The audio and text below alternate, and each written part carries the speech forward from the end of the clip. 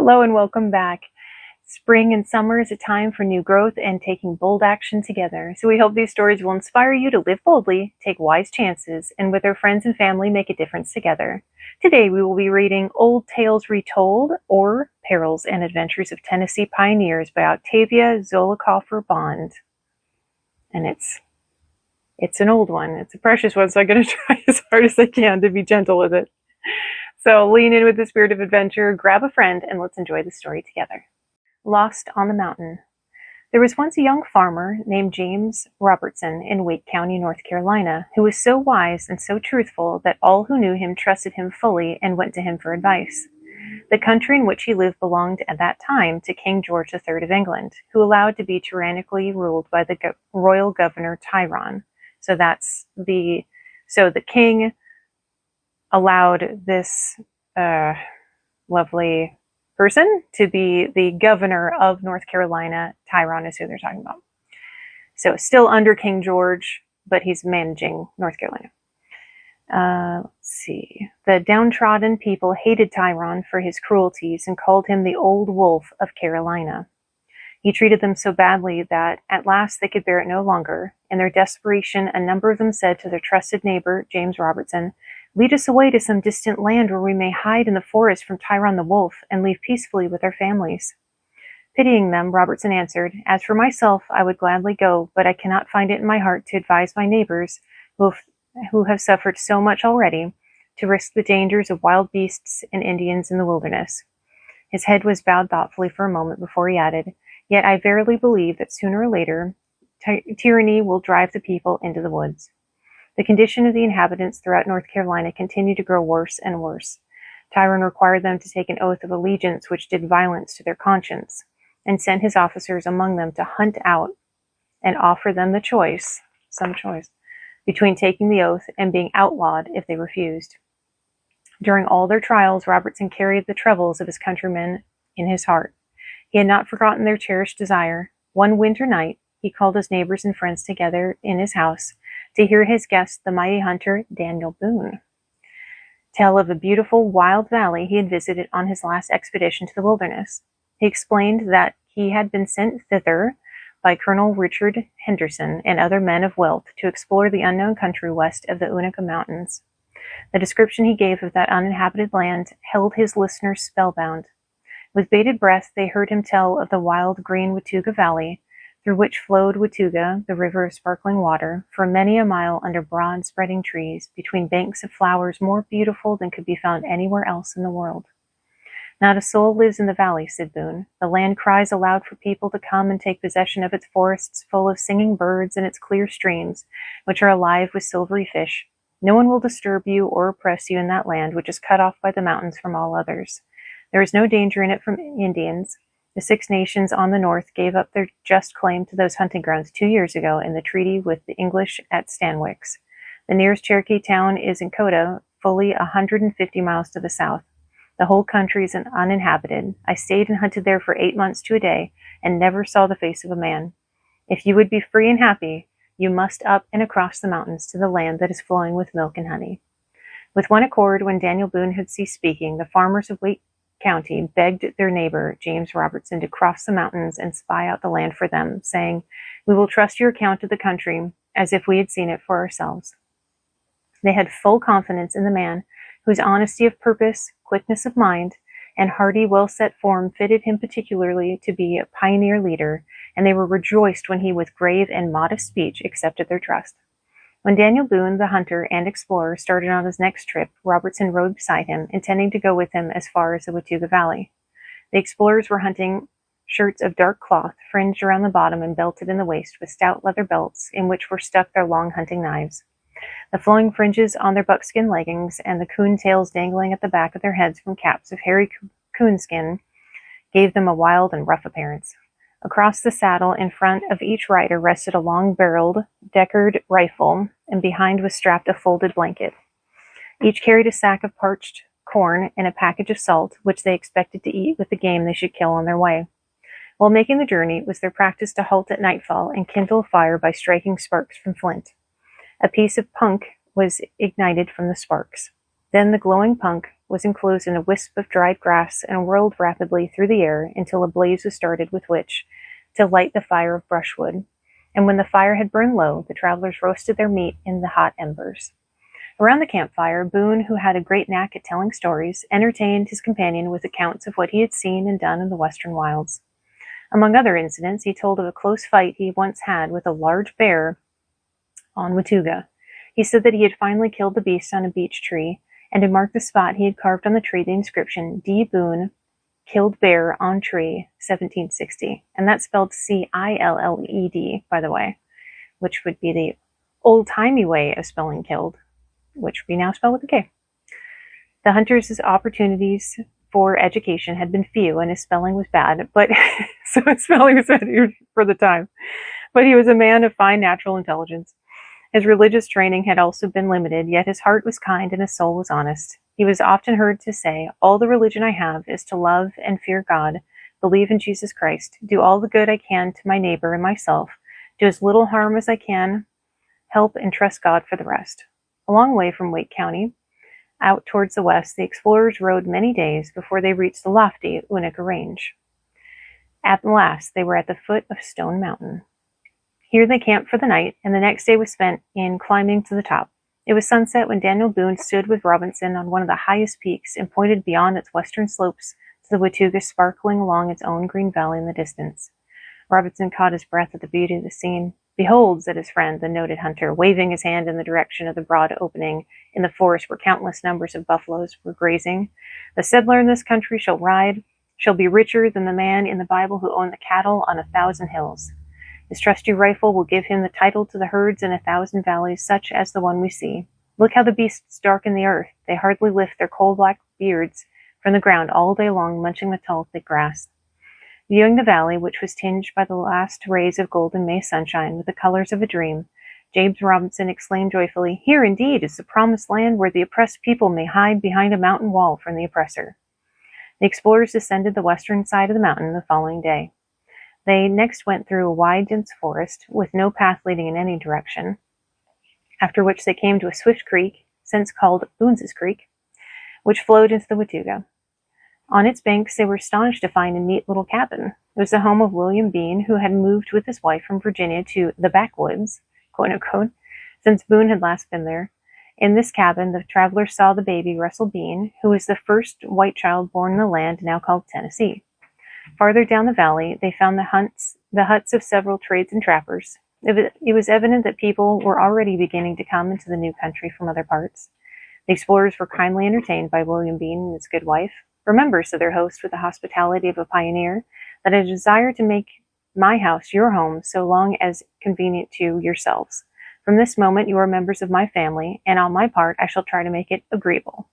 In the next few days, after showing him over the country, Daniel Boone left Robinson with his newfound friends and went on himself, as he said, in quest of the country of Kentucky, upon which he wished to report to Colonel Henderson. And the hunting lodges of Thomas Cartwright and John Grier Robinson also met with a warm welcome. He often enjoyed with them a feast of tender buffalo steak and mountain trout, and he received with equally good will into the hut of one Honeycutt, who said cordially to him, "Stranger, you are welcome under my roof until you have a cabin of your own." Accordingly, Robinson stayed with him several weeks, while Honeycutt helped him to build a log dwelling. Hello. What you doing? Here we go. Hi, honey.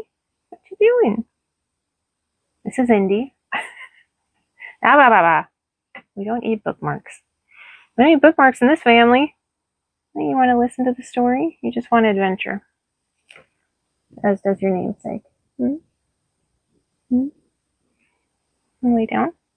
Oh boy. Getting tired? Alright, I'm going to continue the story and try not to knock everything down, okay? There's a reason why you're not normally allowed in here. Bull in a china shop. Okay. Are we good to keep going? Okay. Have to be gentle with the book. Oh goodness. Alright, where were we? Okay. Okay, so staying with him. Okay.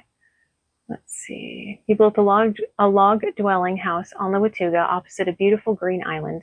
The pleasant home, when finished, was called by the owner Traveler's Rest. The next work was to clear a field near the house and plant it in corn so that the young farmer might see for himself the productiveness of the land. Oh, honey, that's cute. Oh, we're going to take a bath. Okay. Let's see.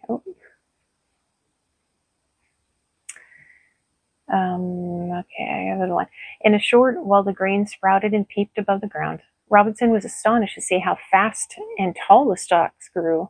In course of time, so many ears formed upon the stalks that his wonder was greater still, and finally, when the large, heavy ears ripened to hard grain, he had to build several spacious cribs in order to harvest his abundant crop. James Robinson had never seen anything to equal it in the poor soil of Wake County. He grew impatient to go back and tell his neighbors of the rich land he had found. So he mounted his horse one fine September morning and started all alone for North Carolina. As long as his route followed the windings of the river, he could not miss the way, but when he came to the wide woods through which no path led in any direction, he became confused. In that part of their journey, he and Boone had neglected to blaze the trees along the way, and now he could not find any place that he remembered seeing when they were coming into the valley. So essentially leaving breadcrumbs for themselves, marking the trees, and they didn't do that. He had only the sun and stars for guides to keep him on the right course. The farther he rode, the more bewildered he became. It was almost dark when he drew rein, looked wearily about him, and said within himself, "A man might easily perish in this trackless wilderness. I will rest here tonight, but in the morning I will turn back and start anew." With this intention, the traveler dismounted, hobbled his horse to keep him from straying, and turned him loose to graze, then ate his own supper of parched corn and jerked venison, and lay down on his blanket to rest until morning.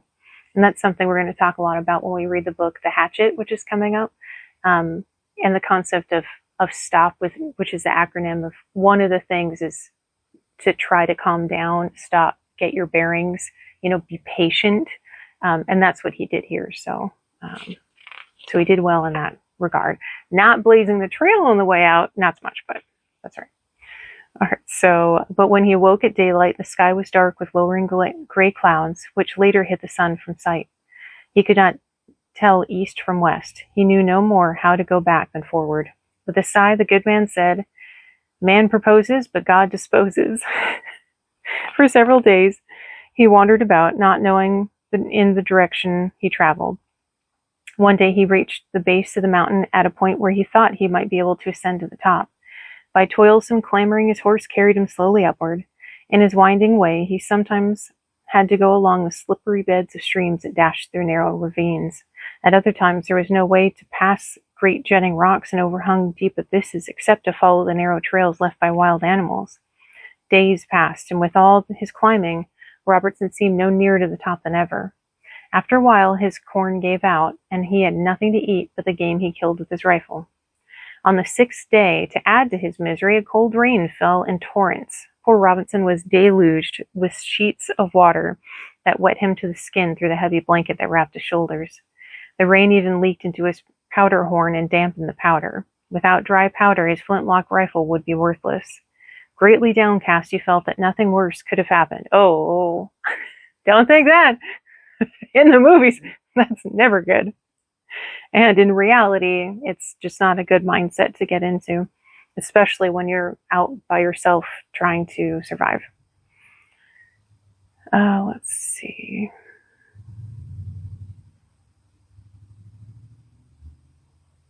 At that moment, the horse stopped short on the edge of a precipice. Not a step farther they could go. The baffled traveler could only turn around, and in the pelting rain seek another way. But try as he might, he could not surmount the difficulties he met. He either came to chasms too wide to cross, or drew up against cliffs too steep to climb. Discouraged at last, the poor man cried aloud, "I am lost on this desolate mountain." For some time past, he had managed to live on nuts and berries and the roots of certain shrubs, but now he was on a barren part of the range where nothing grew, not even herbage for his horse. In mercy to the famishing beast, he turned him loose to shift for himself and continued his journey on foot. By this time, Robertson was very hungry. It had ceased to rain, and he stopped. He hoped to give off starvation by shooting a deer which he saw within close range of his gun. He imagined that he might dry his powder sufficiently to fire by pressing it against his bare flesh to get the warmth of his body. There were only a few precious grains left. These he carefully poured into his palm and thrust his hand into his bosom, pressing the powder against his heart a long time, while the deer stood watching him curiously. At last, with trembling eagerness, he drew forth the powder, carefully loaded the rifle, and pulled the triggers. Click, click, went the hammers. There was no other noise. The gun had... Oh, honey. I was waiting for you to spill that. Why are you wiggling around, Jade? My goodness. Oh, Indy didn't even leave. Let's see. Yeah, I know. Click, click went the hammers. There was no other noise. The gun had not gone off. Patiently, it was tried all over again, and again there was failure. Over and over this was done until it was useless to try longer. The powder was ruined. Exhausted and in despair, Robertson sank to the ground. Gaining courage again, he roused himself for one more effort, rose and staggered forward, only to fall again. It is all over, he groaned, and gave himself up to die. Here am I, was his despondent thought, about to perish miserably, and alone I who had set out to lead others to a land of plenty, I who had planned to make the wilderness blossom as a rose.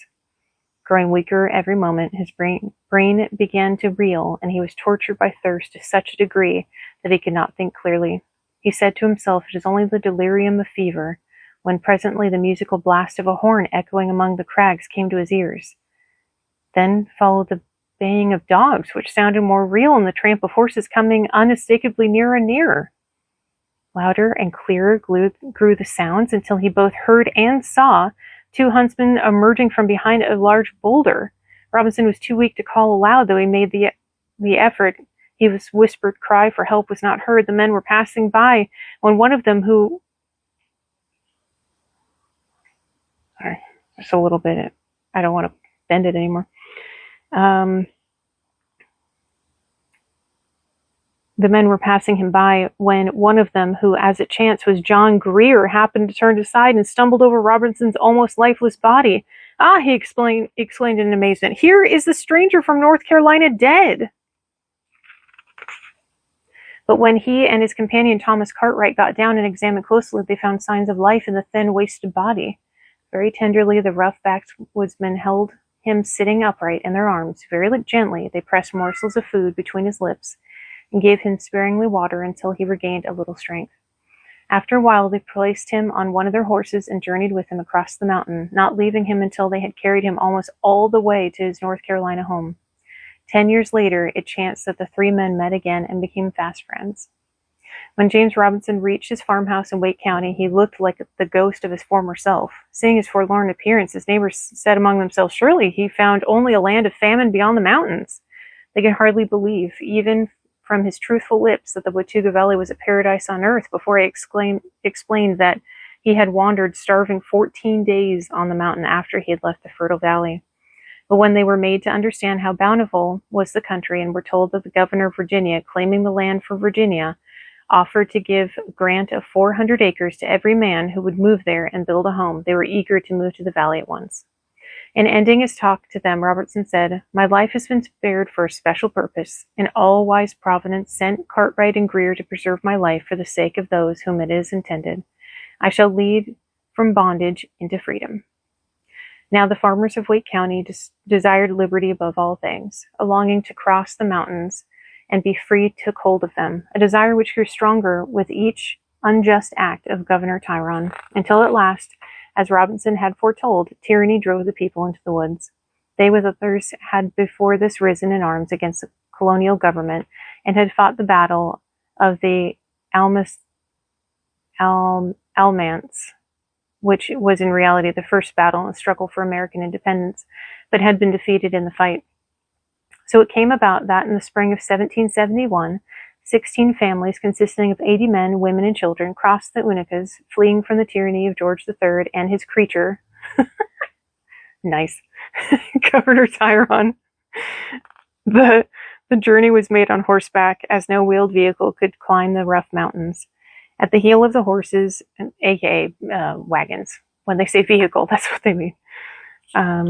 At the heels of the horses trotted the faithful dogs, and in the rear of the procession came the milch cows driven by the older children, many of whom trudged on foot all the way to their new home. Yeah, they're kids, they're fine. Really good for them. Character building. Someone has to lead the cows. At the head of the party rode James Robinson beside his young wife, Charlotte Reeves, who held their infant son in her arms. Others of the women carried a child behind as well as a babe in their lap. Few articles of comfort, no luxuries, could be transported over the rugged trail. The necessary clothing, bedding, and kitchen utensils were strapped on pack horses. All else was left behind. The pioneers bade goodbye at once to oppression and to the conveniences of civilized life. On arriving at their destination, the men built comfortable houses of logs. While waiting for these, many of the immigrants were sheltered in travelers' rest. Then, and for many years afterwards, it was the usual stopping place for all newcomers into the Watauga settlement. Under its ample roof, James Robinson and his wife kept open house for any who chose to enter. In winter, their hearth, and in summer, their broad porch was the gathering place of the community. The evenings were often spent by Robinson in reading aloud to the people from the Bible. That and a few other books, such as Pilgrim's Progress and Fox's Book of Martyrs, which had been brought across the mountains, along with the necessities of life, were greatly prized, but Robinson's favorite was the Bible, from which it was his habit to quote frequently. For several years, the pioneer families lived their simple lives, shut off from the outside world, happy in the thought that they were free from the persecutions of Tyrone, and at ease in the belief that they were safe from trouble with Indians.